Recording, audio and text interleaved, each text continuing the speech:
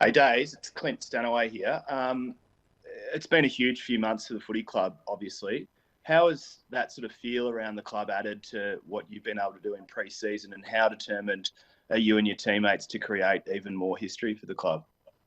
Yeah, very determined, Clinton. It's been an exciting time. We were so proud of the boys, their success and the way that they went about their season. We've drawn a lot of inspiration from that, and we can kind of find similarities in their journey up until that point. So when we've had similar challenges, and then you see them, your own brothers in a sense, go out and I guess make real progress in some areas, and then achieve the ultimate success. It does make us believe that we're capable of doing that with a whole lot of work like they put in, and with nothing guaranteed. But yeah, having it right there in your own club, it does create a sense of belief, but it also makes us very aware of the amount of work that went into it. So we were very proud of them. I think even they've got that in their rear vision mirror now, and they want more success. And the club's first opportunity to do that is with our AFLW season. So yeah, whilst it was exciting and very proud and created a lot of excitement around the place, where we know we've got to get down to work now, and it sort of counts for nothing. Daisy, you've obviously got a new teammate in that forward line alongside you and Taylor Harris. How's that changed things for you on the field? I had my money on COVID or Taylor for the first question I was going to get asked, but I'm super pumped. Tay has been awesome for our group. She's come in, gotten to work, really applied herself, brought great energy and enthusiasm, and she makes our forward line better. We've sort of been lacking that big contested presence up forward over the last couple of years, and she's definitely that. And yeah, personally, like I'll be playing right near her, and I'm genuinely excited to run out with her on Saturday night. And yeah, just can't wait to see her go to work. And just on Saturday night, obviously the Hampton Hardeman Cup, it's, a really special game for the club. It must be really nice to have that as your season opener.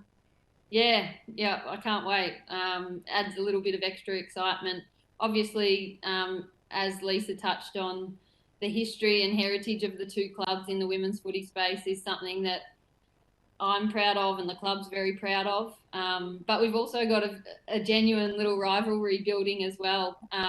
They've gotten the better of us in some really important games over the last couple of seasons. And yeah, we know they're a really tough and exciting outfit. So can't wait for Saturday night. Not to throw you under the bus again, Daisy, if you haven't read another article involving someone from the club, but there's an article with Mick yesterday. I think he spoke to the Herald Sun about your rehab and coming back for this year and all that kind of thing. How did that sort of all play out for you? And is it something that weighs on the back of your mind as you're getting closer and closer to game day? Nah, I'm feeling really confident. As soon as we resumed pre-season, I was full training, full contact. So it's been a very normal pre-season for me. Yeah, obviously off the back of last year, I had to have surgery and rehab. But by the time we got going, it's been very normal. So it's sort of dealt with. I hadn't had to do a rehab. I hadn't had surgery before, so it was a new challenge for me in the off season, particularly. Yeah, at my age and with family responsibilities and that kind of thing, it was early days. It was a bit challenging to get myself back on the horse, so to speak. But now that I got through that initial period and training was more normal to me, it was a lot easier to kind of tick off what I needed to do. And now I'm feeling really strong and confident in my body and looking forward to getting out there. And Daisy, were the players consulted, I guess, with the COVID protocols and the way you'll navigate through the season in regards with, certain situations with postponement of games or trainings or, vaccinations or, tests before, like all that kind of stuff? How much input did the players have? Yeah, there's a pretty steady dialogue between us and the AFL Players Association, who represent us at the AFL. So things like, relocation, isolation or hub policies and that kind of thing. It's been a constant kind of dialogue over the last, however long the pandemic's been going for. but yeah, things like how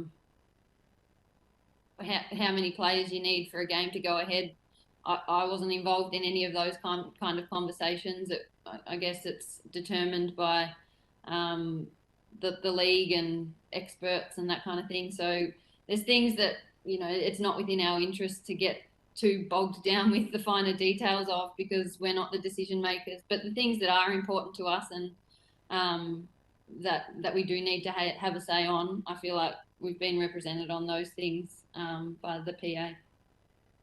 Just had a quick question for both Daisy and Katie. How are you feeling about your chances of winning, and which team are you watching out for this season? And the team we're looking out for is the Western Bulldogs, because we've got them this weekend. But no, like Katie said, the format of our competition, 10 rounds, you don't get to play every one once. It's a short season. You can't really afford to lose. So every weekend is vital.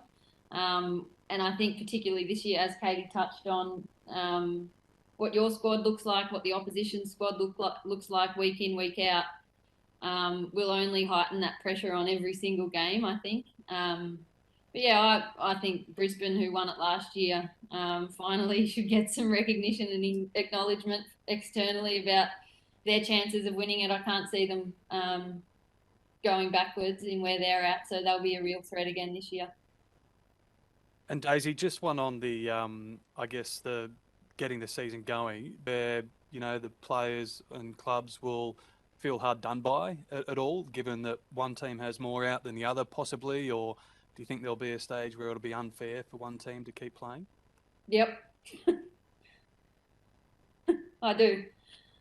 And we've, I just don't think you can worry about getting caught up in that kind of pattern of thinking. If you sat down and analysed it, there will be weeks where it's unfair on one team more than another, depending on which players are missing and that kind of thing. But it doesn't serve you very well to approach the season in that way. I think our mentality is that it's going to require our entire squad, and in any given game, any given week, whether you're a first year player who thought they were the third ruck on the list and there to develop, you may be called on. So prepare like you're going to play on the weekend. And yeah, we need every single player doing that, because your opportunity to play might come tomorrow. So you want to have prepared like you're playing.